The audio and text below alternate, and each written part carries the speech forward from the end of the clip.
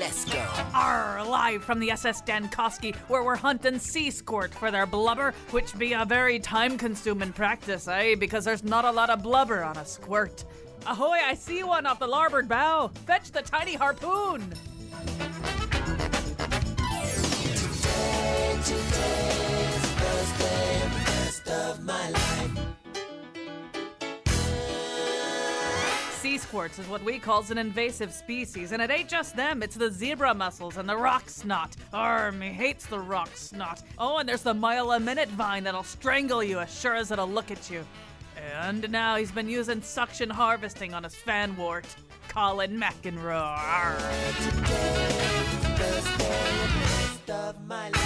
This is the point of the show where our guests get that look on their face like, should I leave? I guess I'm here. I can't really get out. We're going to talk about invasive species right now, and the more that we learned about this as we got ready for the show, the more it became clear this is a 28-hour topic that we're going to be cramming into an hour as best we can. I mean, really, you could talk quite a bit about some tiny little corner of this thing, and we're trying to talk about the whole thing, but it's one of the diseases of public radio. So here in studio with us is Dr. Yi Li, a UConn professor in the Department of Plant Science. In just a second, you'll be hearing a little bit about the burning bush, not the one in the Bible either, a slightly more destructive one. And Kimberly Bradley, she's an ecologist with GEI Consultants and the Aquatics Station Chair for Connecticut Envirothon. And also with us, the person at the legislature that I certainly associate with the invasive species problem, State Rep Roberta Willis. So she'll join us in just a second. I'm going to start with Kim Bradley, though. And as we go on, I should mention, one man, and he's not a stranger to public radio listeners, one man, Bun Lai from Mia Sushi down in New Haven, has an actual invasive species menu. His plan, eat them before they eat us. We'll talk to him a little bit later. Dave Clapp, also from the Michigan Department of Natural Resources. They're struggling with the latest carp invasion. There's been a lot of problems with various kinds of Asian carp in this country. All right, so Kim Bradley, I'm going to have you kind of start us off. I mean, if one reads the literature of all this, you really almost get the sense of a country and a set of ecosystems that's really under siege, in every possible way, from wild pigs in Michigan to purple loosestrife in our lakes to sea squirts down in Long Island Sound. Is that a fair picture? Are we kind of besieged by a lot of things that want to be here that aren't supposed to be here? I think we can absolutely say that this is a large problem that we have to think about and be constantly aware of, especially our impact and humans' role in the transition and translocation of all of these different types of species on land and in the water. I mean, is there any way to stop that, though? I mean, obviously we're a more migratory species ourselves than we've ever been, and everybody's empowered too. Everybody's got a kayak. I don't clean my kayak off really carefully before I put it back in the Bantam River. I don't know what's stuck to it. I mean, is it possible to slow people down as they unintentionally spread all this stuff? I think it absolutely is, and I think one of the main ways to do that is to educate people and make them understand that although it may take a few more minutes to clean that kayak off, it can really make a difference in the reasons that you're enjoying those different areas. So you wouldn't necessarily want to see rock snot all over your favorite recreation area, and a small cell can actually transform into a large issue. Mm-hmm. So taking the time to really think about it and the extra effort on each of our parts can make a difference overall. As we go along, by the way, you're going to have your own questions. Please do call in at 860-275-7266, 860-275-7266. I should mention that this show was conceived of by our excellent intern, Lydia Brown, who's put the whole thing together. And, we've now said, used the phrase rock snot twice. And just so people don't think we're making it up, explain. It actually has a more formal and equally amusing in its own way name. But explain what it is we're talking about. Well, this is a invasive algae that was found in the Farmington River I believe it was last year. Yeah, up in the West Branch, I think, yeah. Mm-hmm. And this tends to form a large area of somewhat colonial carpeting over different portions of the river. And this can impact habitat that's important for fish and other types of organisms. And it has a reproductive rate which is very high, which is important to make note of, especially for plant species. That is what makes it an invasive species, the ability to really expand exponentially in a certain area over a short period of time. You know, there's a bunch of things that we can do about invasive species, ranging from, as you alluded to at the start of the conversation, trying to make people a little bit smarter about not unintentionally spreading them. We can try to identify them earlier and prevent them from establishing themselves. It's not automatic that they're going to be able to establish themselves just because they get to a place. Or once they begin to establish themselves, we can start trying to do some things to eradicate them. But there are some other pretty novel and innovative and ingenious solutions that people are attempting. Dr. Yi Li, as I said, a UConn professor in the Department of Plant Science, is here with us. You're working on this thing that is at least informally called burning bush. Explain what it is and what it is you're trying to do. Burning bush is a very popular ornamental plant. It was introduced into this country in the 1860s. In the fall, the color of the leaf of a burning bush turned to bright red.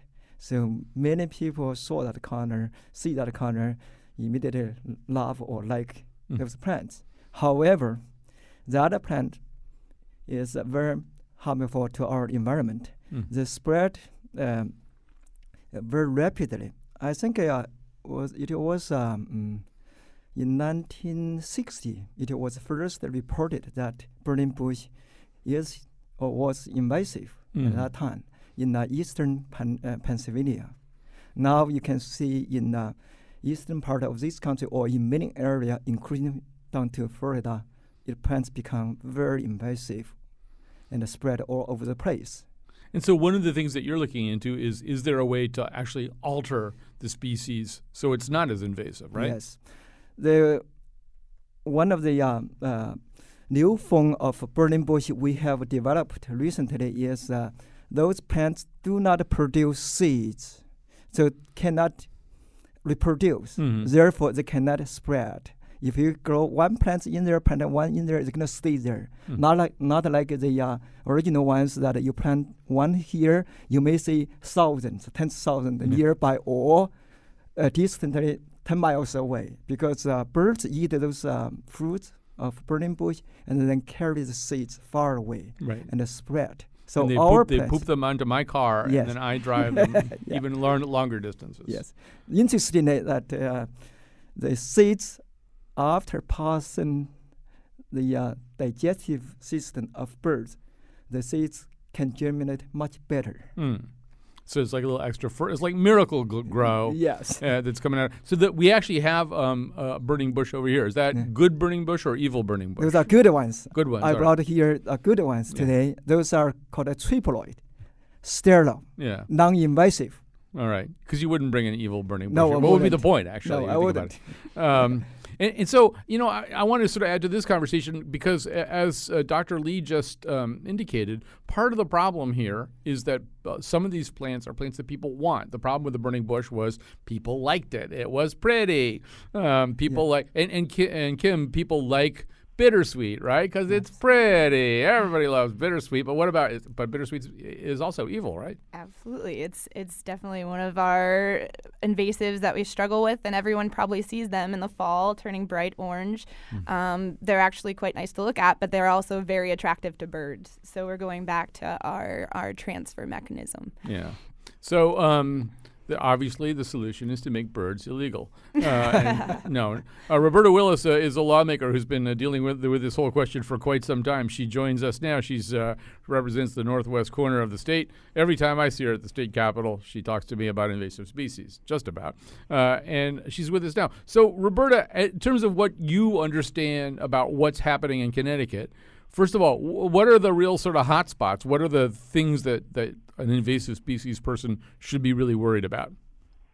Well, I think, where we first started to grapple with this issue in the legislature probably 10 years ago, we were looking at what we were doing in terms of people actually being part of the problem and the state being part of the problem. For instance, Department of Transportation was planting burning bush, and DEP is going around trying to eradicate it. It's one of those challenges that we face in state government sometimes. So it's a full employment program, though. it is. So you have one agency planting it and the other agency pulling it out. So, first we took on those challenges as something that we wanted to look at. Then we looked at, okay, we need to actually ban these plants. Mm-hmm. And that is not an easy thing to do because people make money, the nursery industry makes a lot of money selling burning bush and purple loosestrife and, other plants that euonymus. They are all very marketable, and they're inexpensive, and they're hardy. Well, you can still, look, there's all kinds of things that are illegal, that are banned, that you can't sell. And I realize that the spectacle of, various, plant nursery owners being led away in handcuffs is a little unsettling. But you could actually say, okay, you can't sell burning bush anymore. You can sell Dr. Lee's sterile burning bush, but that's about it. You can't. What would be wrong with saying that? Well, it would, but Dr. Lee hasn't come with a sterile burning bush yet. He's ready though. He's gonna make millions. He's ready, but we're not there yet.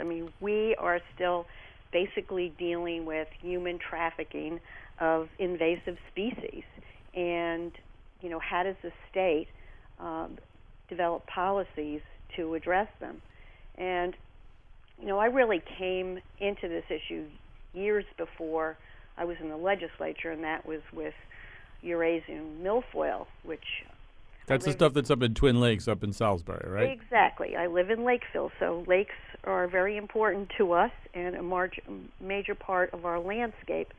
And really, for the last four decades, those towns in northwestern Connecticut and many of Candlewood Lake and have been trying to basically gain some sort of control over the growth of Eurasian milfoil.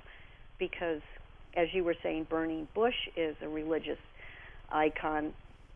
So does milfoil, because you can walk on water. It's a thick, dense mat that you can not swim through, you can't paddle through, you cannot put your boat or an engine through it. So this has incredible impact on recreation, on tourism, just quality of life issues, and also just the health of your lakes.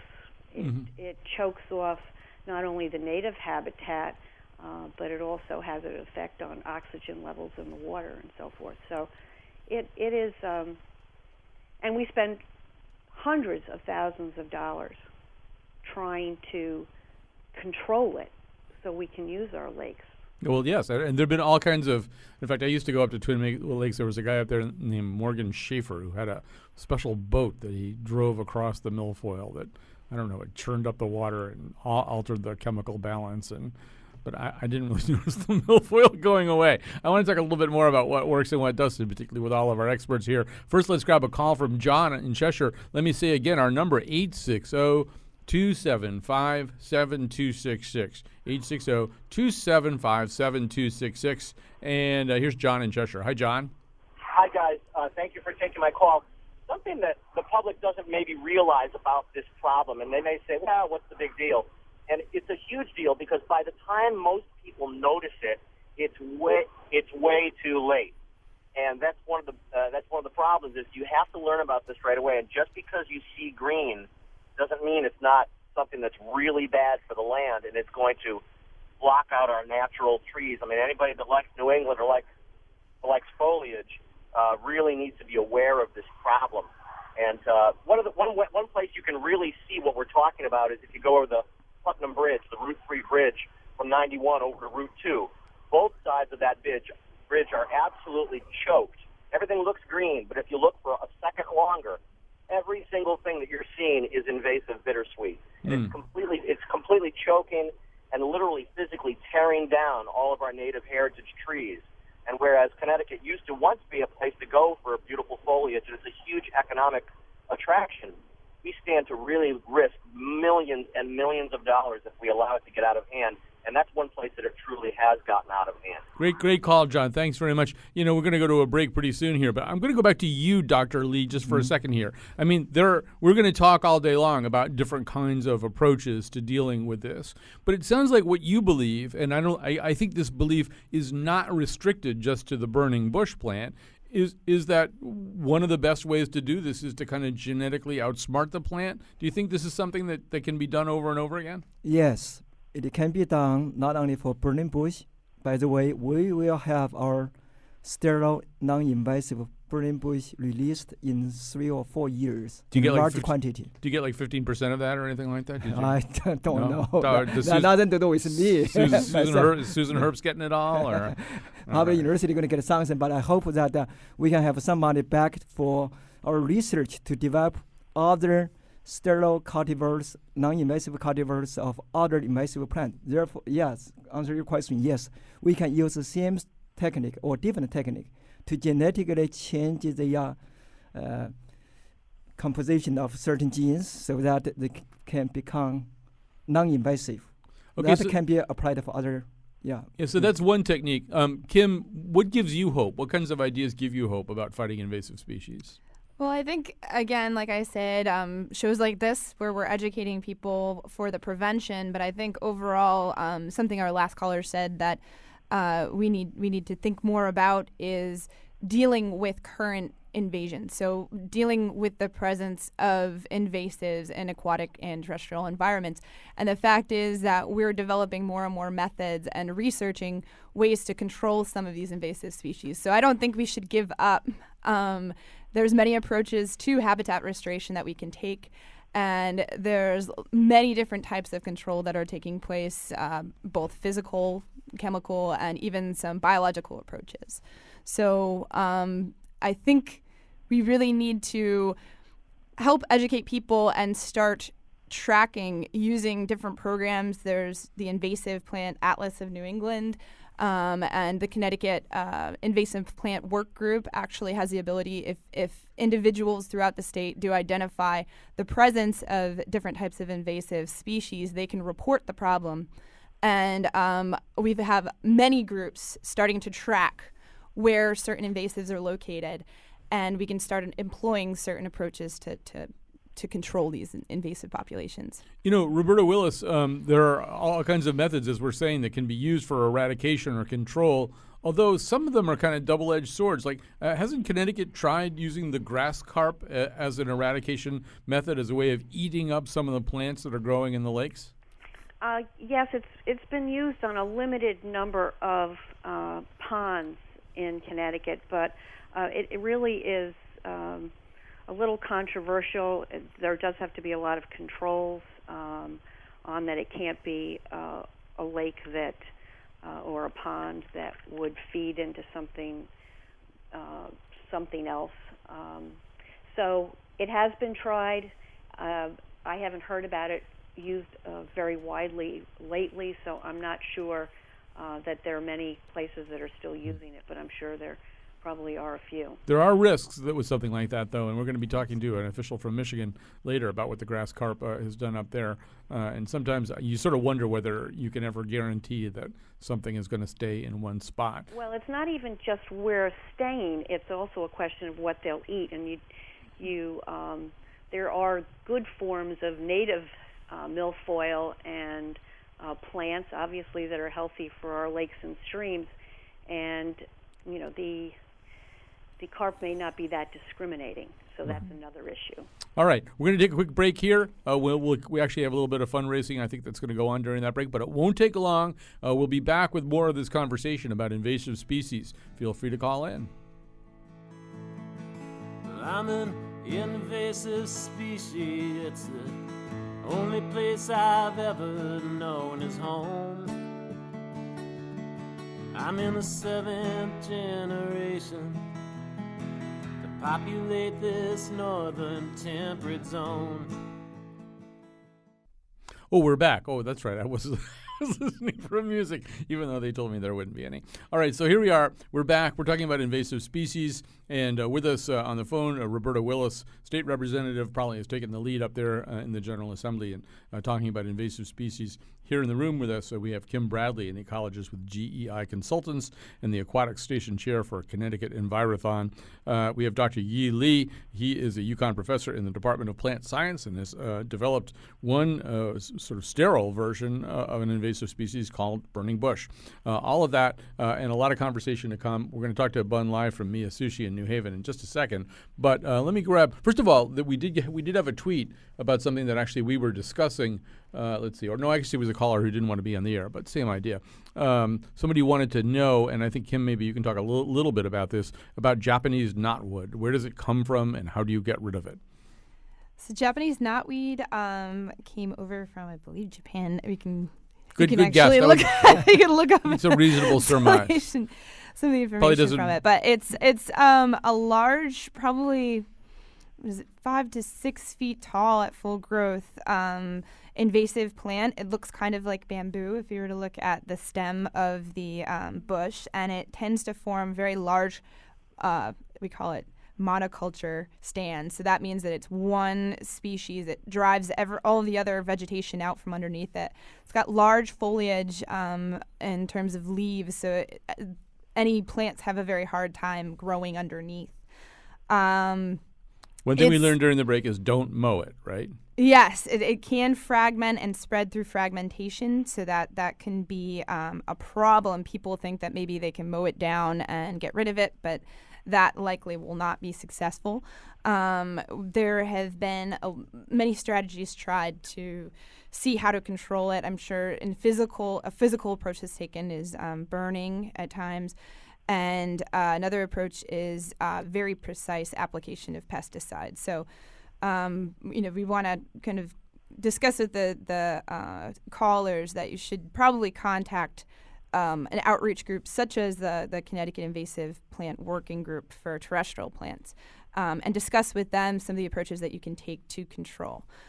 Because although pesticides can be controlled, sometimes it's done in an injection method or a method that's placed on the leaves. So it's better if you understand how to go about it or find out if there's someone that can help you directly with those type of approaches rather than attempting it yourself. You know, the fact that you talked about it spreading by fragmentation, it leads me to a question for Dr. Lee. Is it the case that any plant could theoretically be rendered sterile, or are there some plants that are not amenable to the technique that you've used on burning bush? So far, the plants, if they're invasive through seeds or through seed propagation, you can use sterile technique to make them non-invasive. However, if they're propagated by stem, by roots, segments, then that is a different story. All right. So far, we don't have a method. All right. To control that. So we're talking about invasive species, and before we go to Bun Lai and before we take another call here, Roberta, I don't know, have we talked about all of the things that are being tried at the state level that you're aware of, Roberta Willis? Are there other things that can be done, that should be done to address invasive species? Well, the first one we did is come up with a list of plants that are banned for sale in Connecticut. Then there are people like you don't wash off their boats when they, and so we're going to have fines for anyone caught with vegetation hanging on their trailer or off their kayak and then entering a water body. We will also have vehicle inspection. So there are, and then also DEP. As part of their safe boating course, is now required to educate people taking the course about invasives, aquatic invasives, and what they can do to stop the dissemination of it. Because with milfoil, it's as the doctor pointed out, it is a fragment that spreads it. It's not a seed. Well, let's just assume that I wasn't a lazy, no good bum, and that I did wash off my kayak before I put it back in. How would I do that? Just like soap and water, or how do I make sure that just soap and water would be adequate? And again, just pulling off if you leave a lake and you notice there's vegetation on it, obviously don't throw it back in the water. The best thing would be to dispose of it properly. But clearly that is the first step. Even the spread of zebra mussels. Well, I've got those all over my kayak, actually, the zebra mussels. Yeah, I heard that actually. Yeah. We're gonna come up a lot for that. But that also would help address the spread of zebra mussels if you'd wash the kayak off. All right. I'll wash my kayak off. You persuaded me. Okay, good. It's a filthy, disgusting thing anyway. Why shouldn't I? All right. We've got some people calling in here, 860-275-7266. Before we get to them, let's have a conversation with Bun Lai. Bun Lai of Mia's Sushi in New Haven, which is the best sushi restaurant in Connecticut. But in addition to that, he's always doing the menu there is, I'd say, about 182 pages because he's always coming up with new ideas for things to do. And one of the things he does is include invasive species. So first of all, welcome back to WNPR. And second of all, tell us about your invasive species menu. Thanks, Colin. It's great to be on again. Well, I created the invasive species menu because most of the types of seafood that are popular today are also bad for the environment, or else not so healthy to eat because of the way they're farmed with chemicals and antibiotics and stuff like that. So the healthiest type of food to eat, obviously, is wild types of food. Mm-hmm. Because there's no chemicals that we are putting in, like pesticides and herbicides. So what I started using was like local invasive species, like the Asian shore crab, the Japanese knotweed that you guys were just talking about. Just to give you an example, Japanese knotweed, which I can't get rid of in front of my mom's house because I gave it to her as a present when I was 10 years old. I was hiking, and I planted it in front of her house because I thought it was really beautiful for Mother's Day. And just this morning, I was working on digging it up again. But it's a good food source. It's full of vitamin A, vitamin C. It's got resveratrol in it, which studies show may thwart Alzheimer's disease. We use the silver carp. You guys were talking about the grass carp from Asia.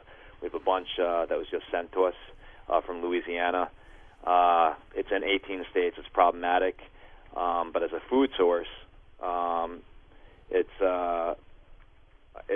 it's got more omega-3 fatty acid than most types of salmon. Can you do that as sushi, or do you have to fry it? Can you do it raw, or do you have to fry it or saute it? Yeah, we don't do it raw. We cook it. You can fry it. You can bake it. You can pan cook it. There's a lot of different ways of doing it. And for people who've never seen this animal, by the way, get on Google and just type in silver carp video. That'll probably be enough. There are a lot of videos on YouTube just showing one of the oddities of this fish, which is Bun Lai is suggesting, is just clogging rivers, especially in the Mississippi, but it's spreading out, I think, to other places.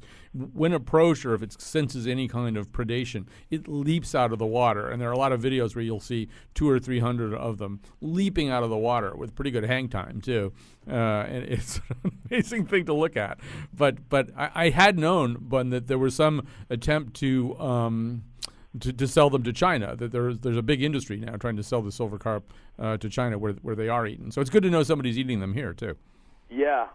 There's how I got my hands on silver carp was I Googled silver carp and recipes and finally found this chef named Philip Parola, who was working alone in Louisiana trying to create a market for silver carp, and he called it the silver fin craze. And I asked him about the craze. I was really psyched that there was this craze that was working on getting rid of invasive carp. And he was like, well, Bun, actually, there's no craze at all. I haven't been able to sell any. So he sent a whole bunch to me, and we're trying to start the craze here out of New Haven, Connecticut. Well, and so you can get. Are there other plants that you use besides the knotweed? Yeah, we use seaweed that's really abundant in the Long Island Sound called dead man's fingers, and we use it as the base to our miso soup. It gives it a real richness in the same way shiitake mushrooms, kelp, or meat might. It's actually our most popular ingredient because our soup is our most popular dish. Wow, that's amazing. And, I'm going to ask Kim because she's here, and she mentioned them during the break. Bun just talked about using the Japanese shore crabs, and that is a significant invasive species problem, right? You were talking about it before. Yes, the Asian shore crab is an invader. Yeah, that was found. I think it was actually quite recently. It's a more recent invader than the green crab that we see very commonly is also an invasive species, but was established a much longer time ago than the Asian shore crab.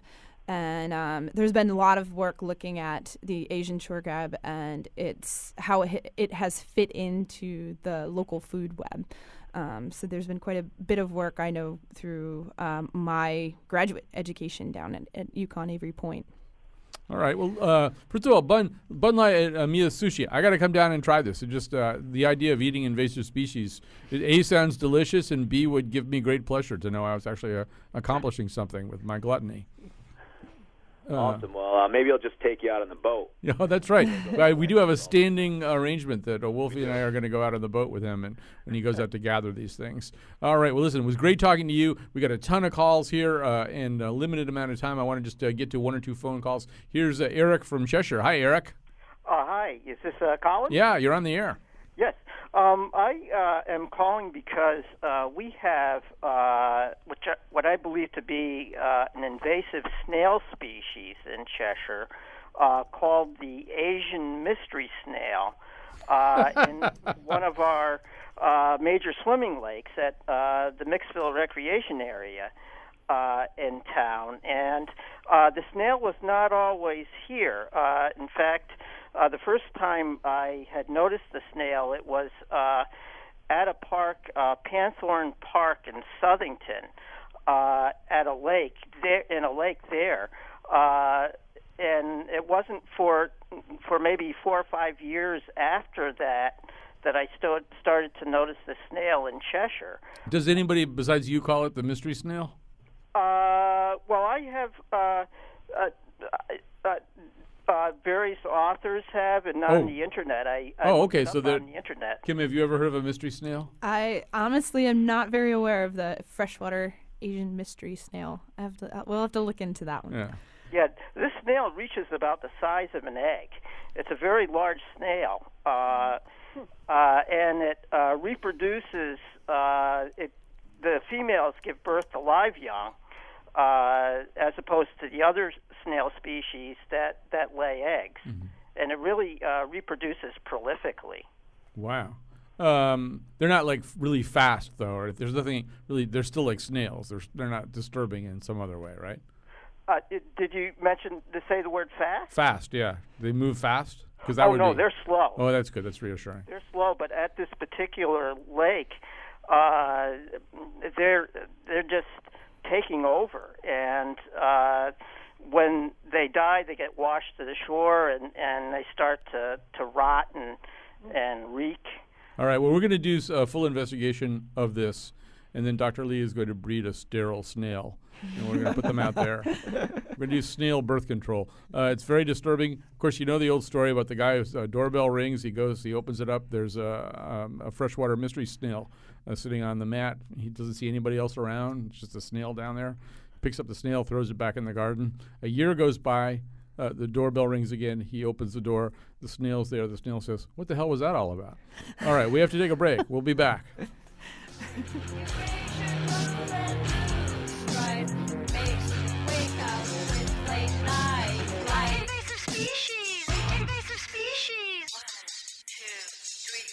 Welcome to the restaurant, now check the menu. All our meals have great potential. International to residential, invasive species out to get you. Living in town from out the country.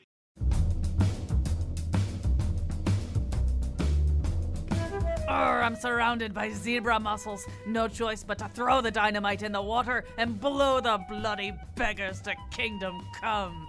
But first, mateys, wrap the sticks in variable leaf milfoil and turn down your radios. There she blows. Today's show was produced by Captain Lydia Brown with me and Patrick Scahill and Betsy Kaplan and intern Chelsea Edgar. On the Chelsea Edgar Show on VH1 tonight, Olivia Wilde and Snoop Dogg are. The part of Bill Curry was played by CeeLo Green. Tomorrow, how quitting can improve your life. And now back to Colin. It hurts. Is a rare appearance, rare public radio appearance tomorrow by Bobcat Goldthwait. Will be on our show tomorrow. We are going to talk about the whole idea of when to know, how to know when quitting a job or an activity or a group you belong to or something like that, or a sport is the best option. Quitting obviously has a pretty bad name, but sometimes it might be the right idea. Today we're talking about invasive species. With us, Kim Bradley from GEI Consultants and Dr. Yi Li, UConn professor in the Department of Plant Science, State Rep Roberta Willis with us on the phone. We've got some other people that we'll be talking to as we go along here. But Dr. Li, just to go back to you for a second, is this the main source of your research or the main focus of your research is just sort of neutralizing these plants by making them sterile, or are there other things you're looking into to control invasive species? Yeah, that's our major effort. Yeah, go ahead. Yeah, to control invasive plants. And you do think that it will work with almost any plant that we do think spreads by seed. For most of the plants, should work if they are spread by seeds.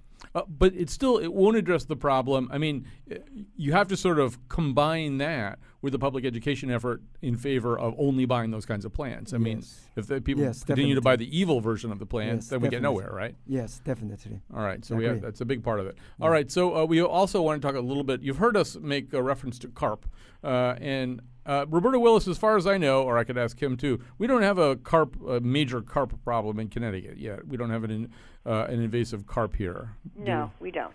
But in Michigan they do, and all through the upper Midwest have been terrible problems with the silver carp, and I think the other one's called bullhead carp, but now we're hearing a little bit about grass carp. So joining us now from Michigan is Dave Clapp. He's a fisheries biologist with the Michigan Department of Natural Resources. And so what's going on with grass carp, Dave Clapp? Well, they're one of the 4 species of Asian carps that we have a plan to address preventing their spread into Michigan. We do occasionally pick those up in inland lakes, and just recently a shipment of fish or a shipper was apprehended in the state with a truckload of grass carp. And why would people be trying to bring the grass carp in? We know that they can be used and are used in eradication efforts of other kinds of invasive species, of plant species. Is that why somebody would be trucking grass carp into Michigan? Yep, they are used to control mainly submerged aquatic plants. So they are illegal in Michigan. So they are used in other states, but their primary purpose is to control rooted plants in aquatic systems. Yep. And so your main effort is sort of a policing effort just to make sure they don't get in. Are there other things that you can do about this? Well, that's one pathway for them to get into the state is by being hauled in, through people selling them, and we're definitely have increased our law enforcement efforts in that regard. So we also have a pretty strong public education campaign and try to get the word out to people so that if they do see these fish, they can let us know. We have a limited number of law enforcement people, so the public's a pretty important tool here. And one of the worries, obviously, is keeping carp out of the Great Lakes. How's that going so far? I guess I would say fairly well. We're working pretty closely with the other states and federal agencies surrounding the Great Lakes, and we have not found any Asian carp in. I work primarily on Lake Michigan. We have not found Asian carp in Lake Michigan to date. They are close, though. They're in the Chicago waterway system, and not too far away from Lake Michigan. There have been fish found in Lake Erie, isolated instances of fish being found in Lake Erie, but so far none in Lake Michigan. And is grass carp a bigger concern than silver carp and bullhead carp and some of the other invasive carp that I've read about? And is there some reason why you're focusing on grass carp? Well, I wouldn't say we're focused on grass carp. They've been in the news recently because we have had a couple of cases here where we've found them being shipped into the state. But we're, the state of Michigan has a plan to address this issue, and all 4 species, grass carp, bighead carp, silver carp, and black carp, are all addressed in that plan. The big concern coming up the Chicago waterway system right now is the bighead and the silver carp, really. Yeah, and I know the president has also appointed a carp czar, which is exciting anyway, and that means there'll be some coordination of effort. I guess that gives us hope. And we're almost out of time here. I'm going to throw it back to Kim. Kim, are you in 30 seconds? Are you hopeful or less hopeful, or are we moving at all in the right direction with this problem? I think we're moving in the right direction. I think we have to be hopeful. I don't think we should give up in any way. But I think especially within the last 10 years or so, the development of many different groups, focus groups that involve the regulatory agencies, universities, and even private groups in addressing all of these issues, coming together, and most important, those volunteering from the public. Our volunteer base is really important for control of invasive species, and the more eyes out there, the better. We need you involved. All right. Well, I'm quitting to start a new company with Dr. Lee, where we're going to sell some of these. We're going to starting a nursery company. Why should UConn get all the money? Thanks for being with us today. We'll be back tomorrow. They all make me feel quite creepy. I'm Kyone Wolf. If an invasive species is an organism introduced into a region that damages that region's ecosystem, then that must mean that more often than not, humans are the most invasive species of all.